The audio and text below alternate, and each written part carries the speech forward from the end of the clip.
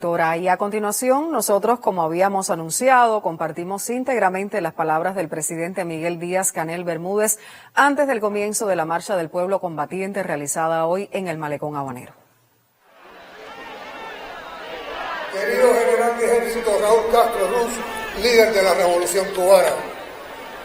Querido pueblo de Cuba, habaneros, compatriotas. La actual administración norteamericana, a la que hoy le queda exactamente un mes en la Casa Blanca, no ha hecho nada por alejarse de la línea de bloqueo reforzado y asfixia económica a Cuba, que le dejó como herencia a la administración republicana que en enero regresa a la Oficina Oval. Con la aplicación de las 243 medidas adicionales y el mantenimiento de Cuba en la lista de países patrocinadores del terrorismo, Biden cumplió disciplinada y cruelmente con la política que Trump aprobó durante su mandato. En las últimas semanas y días son numerosos los pronunciamientos de personalidades estadounidenses y de otras partes del mundo que demandan a Biden hacer uso de su potestad para que al menos retire de esa espuria lista el nombre de una nación que jamás debió estar. Señalar a Cuba como Estado que supuestamente patrocina el terrorismo es cuando menos falso e inmoral, venga de donde venga la acusación, pero lo es doblemente cuando la acusación proviene de territorio estadounidense, donde se entrenan ahora mismo grupos paramilitares que organizan, promueven y financian acciones terroristas contra estructuras sociales y económicas en Cuba. Están basificados en el sur de la Florida y no se esconden para entrenar. Lo hacen de manera pública, a la vista y con la protección de autoridades locales, violando incluso sus propias leyes y los tratados internacionales. Así han actuado durante largos años, cobijando en su territorio a terroristas confesos de este continente como Luis Posada Carriles y Orlando Bosch, autores intelectuales del abominable crimen de Barbados, que sin embargo murieron tranquilamente en Estados Unidos sin pagar jamás por sus crímenes. Conociendo tales antecedentes, ningún gobernante norteamericano puede catalogar a Cuba como un Estado terrorista. Lo sabe bien el actual gobierno de ese país. Así lo reconoció el secretario de Estado Antony Blinken el pasado mes de mayo al declarar ante los medios que no existe ninguna justificación para la permanencia de Cuba en esa lista. Lo reconocen, pero no actúan, porque la política estadounidense hacia Cuba fue secuestrada hace más de 6 décadas por un reducto mafioso del Batistato asentado en el sur de la Florida y ante el cual han mostrado debilidad a la hora de actuar coherentemente hacia nuestro país. La permanencia de Cuba en esa lista y el arreciamiento de la política de bloqueo son acciones despiadadas hacia el pueblo cubano que deben cesar ya.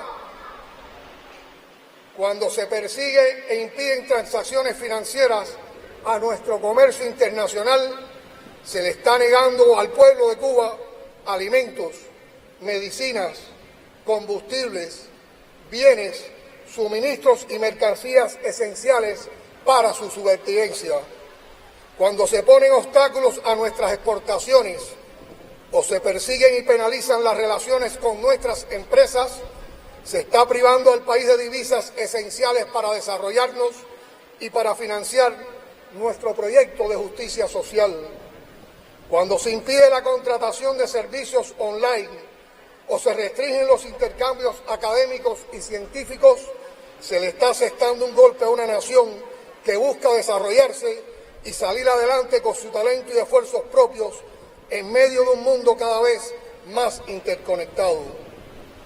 Cuando se le niega a un pueblo el oxígeno medicinal en medio de una pandemia e incluso se amedrenta a otros países o empresas extranjeras que pueden hacerlo, se actúa de forma criminal.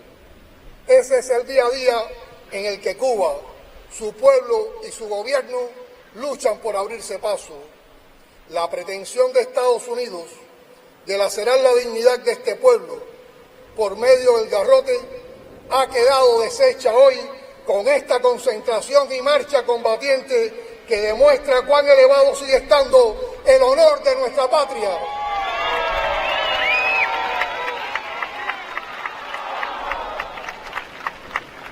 Desde que basamos la convocatoria a esta marcha, los agoreros del odio anticubano vociferaban histéricos que sería un fracaso, llamaban a boicotearla y mentían sobre sus motivaciones.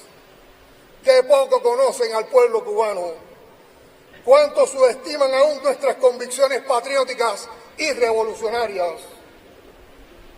Otros voceritos del gobierno estadounidense y de la mafia anticubana del sur de la Florida insistían en envenenar las redes con la falsa idea de que esta era una marcha antiestadounidense.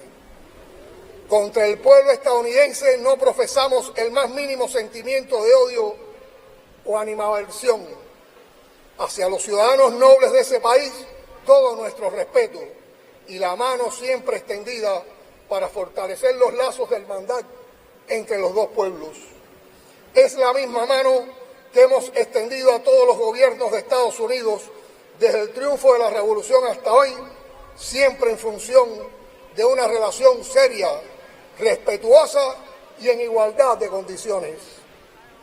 Pero si Estados Unidos persiste en su empeño de quebrantar nuestra soberanía, nuestra independencia, nuestro socialismo, solo encontrarán rebeldía e intransigencia.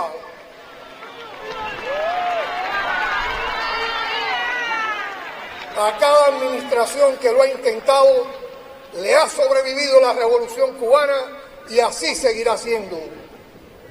Esta será una marcha, sí, muy antiimperialista, contra el imperialismo norteamericano y su pretensión de imponerse en Cuba por la fuerza o la seducción.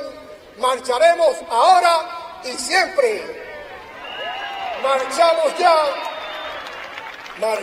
ya para decir al gobierno de Estados Unidos: dejen al pueblo cubano vivir en paz.